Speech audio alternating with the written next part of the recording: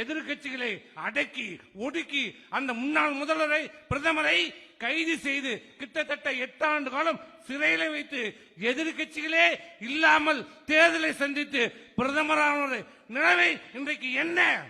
அந்த குடும்பங்களுடைய நிலைமை என்ன?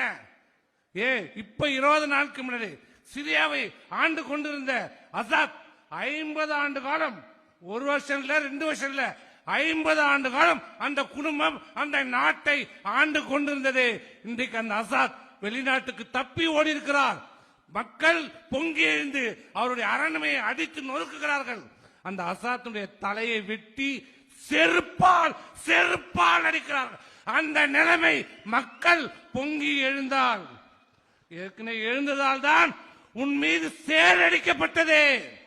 மக்கள் பொங்கி விட்டார்கள், மக்கள் எழுந்து விட்டார்கள், மக்கள் எழுச்சி அடைந்து விட்டார்கள். அதனுடைய எடுத்துக்காட்டுதான் சேத்தால் அடித்து திருத்தப்பட்டார்கள்.